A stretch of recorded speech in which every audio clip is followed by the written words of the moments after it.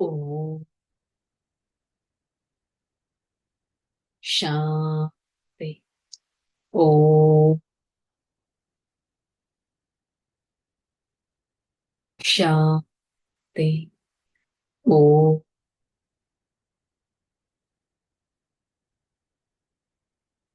శాంతి. ఓం శాంతి. నేను ఆత్మ సర్వశక్తివంతుడను.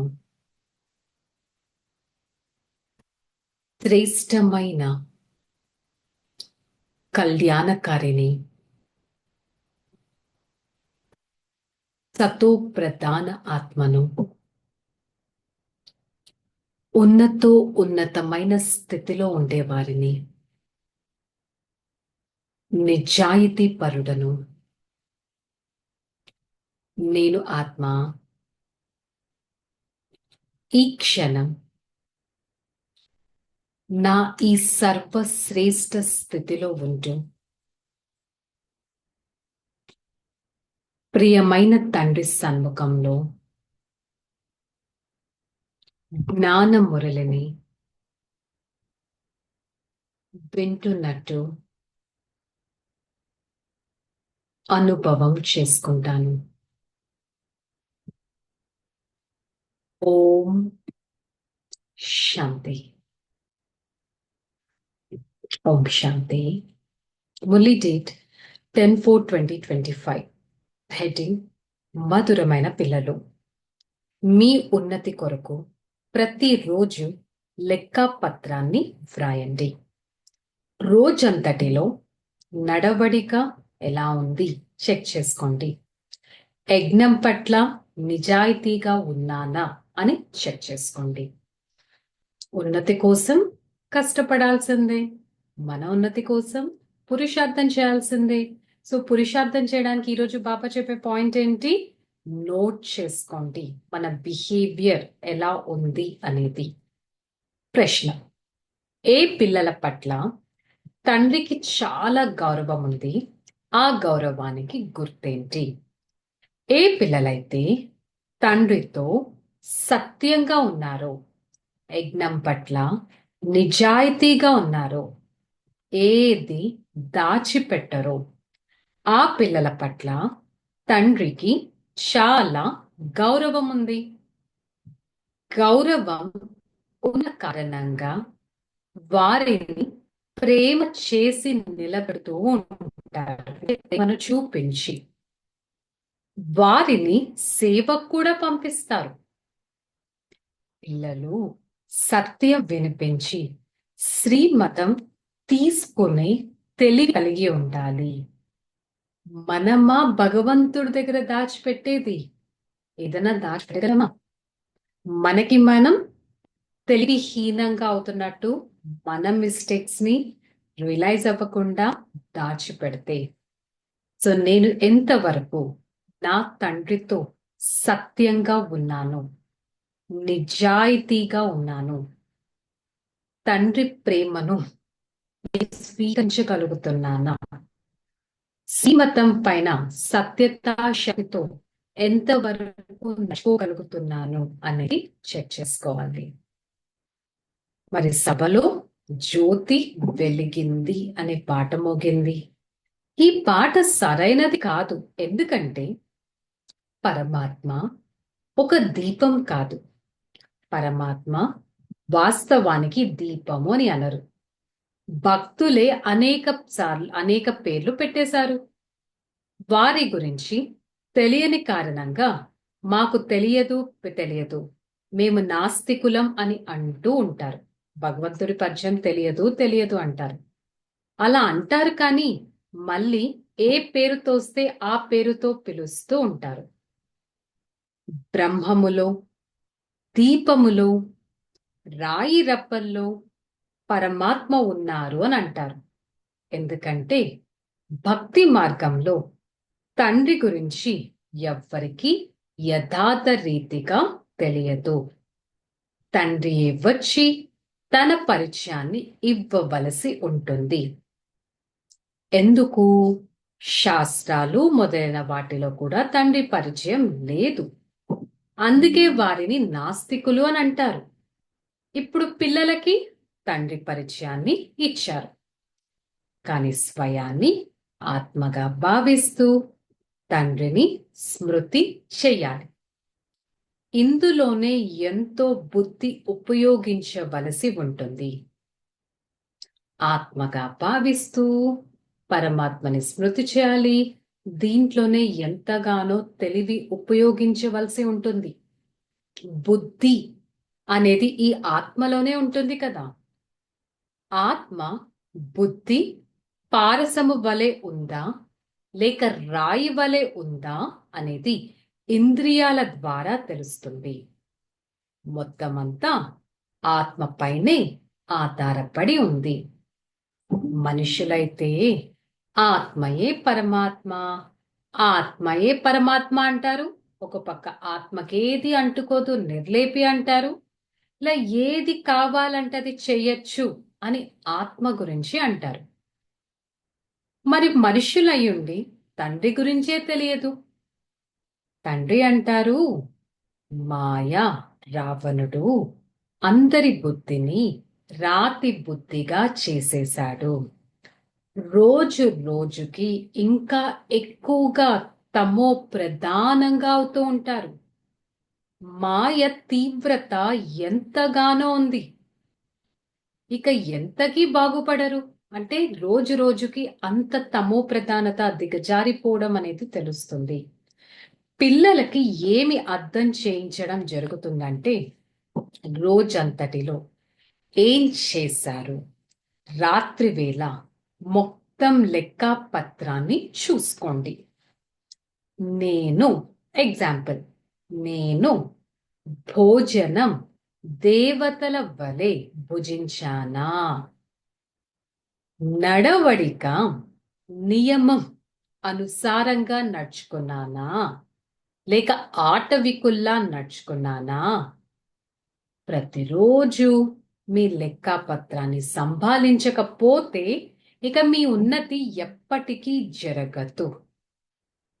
చాలా మంది మాయ చెంపదెబ్బ వేస్తుంది అంటారు. ఈ రోజు ఈ బుద్ధియోగం ఫలానా వ్యక్తి యొక్క నామ రూపాలతో ఉంది అని రియలైజ్ అవుతారు.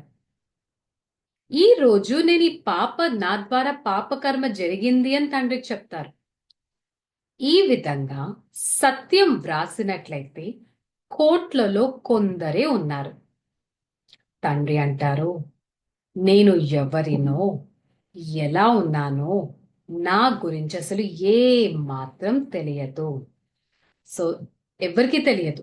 కనీసం మీరైనా స్వయాన్ని ఆత్మ అని భావిస్తూ తండ్రిని స్మృతి చేసినట్లయితే ఎంతో కొంత బుద్ధిలో కూర్చుంటుంది. తండ్రి అంటారు, కొంతమంది మంచి మంచి పిల్లలు కూడా ఉన్నారు. వారు చాలా బాగా జ్ఞానాన్ని వినిపిస్తారు. యోగం ఏమాత్రం చేయరు. పూర్తి పరిచయం లేదు, పూర్తిగా అర్థం చేసుకోలేదు. సో అందుకనే వారు ఎవ్వరికి అర్థం చేయించలేరు. మొత్తం ప్రపంచంలోని మనుషులెవ్వరికి రచయిత రచన యొక్క జ్ఞానం తెలియదు. కాకపోతే ఇది కూడా డ్రామాలో ఫిక్స్ అయి ఉంది. 5000 సంవత్సరాల తర్వాత మళ్ళీ ఇలాగే సంగమ యుగం వస్తుంది. ఇలాగే బాబా వచ్చి మనకి అర్థం చేయిస్తారు. ఇలాగే మాయతో బాక్సింగ్ కూడా జరుగుతుంది. మాయ తుఫాన్లైతే చాలా వస్తూనే ఉంటాయి, కానీ మీరు మాత్రం ఎంతో ధైర్యంగా ఉండాలి. బాబాకి వినిపించాలి. ఈ పరిస్థితుల్లో నేను ఏ విధంగా ఎదుర్కోగలుగుతున్నాను. దీనికి ఒకటే పరిష్కారం, శ్రీమతం పైన నడవాలి. మాయ చెంపదెబ్బను ఎప్పుడూ తినకూడదు. దేహ సంబంధాలను వదిలి స్వయం అశరీరి ఆత్మగా భావించాలి. పిల్లలైన మీకు తండ్రి పైన ఎంతో గౌరవం ఉండాలి. ఎవరికి వారు ఆ విధంగా నేను ఒక ఉన్నతమైన ఆత్మగా అవుతాను అని ఆ విధంగా భావిస్తున్నారు అని అనుకునేవారు చేతులెత్తండి. బాబా అంటున్నారు. బాబా ఇంకే పెద్ద విషయాలు చెప్పట్లేదు. కేవలం నన్ను స్మృతి చేయండి. స్మృతి ఎలా చేయాలి, దీని అర్థం కూడా ఇతరులకి అర్థం చేయించగలగాలి. బిందు సమానంగా భావిస్తూ బిందువైన పరమాత్మని స్మృతి చేయాలి. సతో ప్రధానంగా అవ్వాలి. అంతేకాని మిమ్మల్ని మీరు సంతృప్తి పరుచుకోవడం అంటే శనగలు నమలడం వంటిది. అర్థం చేయించేందుకు మీకు చాలా యుక్తి కావాలి. ప్రదర్శనలో ఎవ్వరూ అర్థం చేసుకోరు. కానీ ఇక్కడ మీరు నెంబర్ వారీగా ఉన్నారు. ఎంతగానో విచార సాగరం మంతనం చేయాలి. ఉన్నతమైన ఆత్మగా అవ్వాలి అనే చింత మీలో ఉండాలి. ఆ చింత లేదంటే మీకు మీరు ఎన్నో శిక్షలు తినాల్సి వస్తుంది. మనుషులు ఎవరెవరికి శాంతి బహుమతులు ఇస్తూ ఉంటారు. కానీ వాస్తవానికి అసలైన శాంతిని స్థాపించేవారు ఒక్క పరమాత్మ. అందుకే వారి పేరేంటి? శాంతి సాగరుడు. వారు వచ్చి మన అసలైన స్థితి శాంతిలో ఎలా కూర్చోవాలి, శాంతిని ఎలా అనుభవం చేసుకోవాలనే దాని మీద క్లారిటీ ఇస్తారు. సో నేను ఆత్మ ఎలాంటి పాపకర్మ చేయట్లేదు కదా, నేను తండ్రిని అగౌరవపరిచే పనులు ఏవి చేయట్లేదు కదా, నేను కిందకి దిగజారిపోయే పనులు ఏవి చేయట్లేదు కదా అనేది చెక్ చేసుకోవాలి. ధారణ: అంతర్ముఖిగా అయి శరీర భానం నుండి అతీతంగా ఉండే అభ్యాసం చేయాలి. కంప్లీట్ డిటాచ్మెంట్ అనే అభ్యాసం చేయాలి. ఇంట్రోవర్టెడ్ గా ఉంటూ ఆహార పానీయాలను, నడవడికను తీర్చిదిద్దుకోవాలి. కేవలం స్వయాన్ని ఆత్మ అని భావించాలి. అంతేకాని స్వయాన్ని సంతోషపరుచుకుంటూ నిర్లక్ష్యంగా అవ్వకూడదు. ఇక్కడ చాలా ఎత్తుకు ఎక్కాలి. అందుకనే చాలా చాలా చాలా జాగ్రత్తగా నడుచుకోవాలి. ఏ కర్మలైనా సరే జాగ్రత్తగా చేయాలి. అహంకారంలోకి ఎప్పుడూ రాకూడదు. తప్పుడు కర్మలు చేసి శిక్షలను తయారు చేసుకోకూడదు. మేము ఈ లక్ష్మీ నారాయణల వలె తయారవ్వాల్సిందే అనే కంకణం పెట్టుకోవాలి. అంత దృఢత అనేది ఉండాలి. వరదానం: ఆత్మికత యొక్క శ్రేష్ఠ స్థితి ద్వారా వాతావరణాన్ని ఆత్మికముగా తయారు చేసే సహజ పురుషార్థి భవ. అంటే స్పిరిచువాలిటీ అనే ఒక శ్రేష్టమైన స్థితి ద్వారా తమ సేవా కేంద్రం యొక్క వాతావరణాన్ని ఎంత ఆత్మికంగా తయారు చేయండి అంటే దాని ద్వారా స్వయానికి మరియు ఏ ఆత్మలైతే వస్తారో వారికి ఆ వాతావరణం ఎంత హాయిగా అనిపించాలంటే అలసిపోయిన వారు కూడా వస్తారంటే ఆ అలసట వెంటనే తీర్చేసేయాలి. సో అంతటి సహయోగి ఆత్మగా అవ్వండి. ఈ విధంగా మీ స్థానాన్ని చాలా సహజంగా అనుభూతిని చేయించగలరు. ఫస్ట్ మీరు ఆ శ్రేష్టమైన ఆత్మికత స్థితిలో ఉంటే. స్లోగన్: వరదానిగా అయి శుభ భావన మరియు శుభ కామనల వరదానాన్ని ఇస్తూ ఉండండి. శుభ భావన, శుభకామన అనే వరదానం సదా అందరికీ ఇచ్చే నేనొక వరదాని ఆత్మను. ఇది మనం హోంవర్క్ తీసుకుందాం. ఓకే, చలో రిలాక్స్. ఓం శాంతి. నేను ఆత్మ శ్రేష్టాతి శ్రేష్టమైన వారిని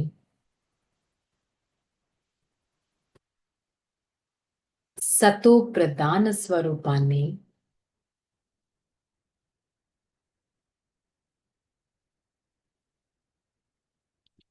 నేను ఆత్మ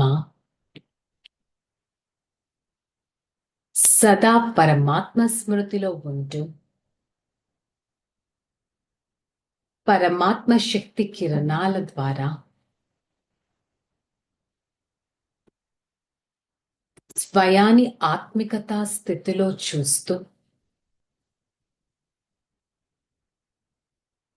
వైపులా ఆత్మికతా స్థితిని పెంచుకుంటాను.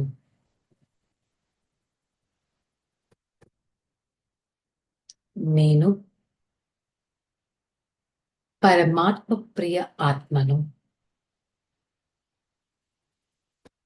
నేను ఆత్మ సత్యమైన వర్ధాన్ని స్వరూపంలో స్థితిలవుతాను. సతో ప్రధాన ఆత్మను, చైతన్య స్వరూపాత్మను,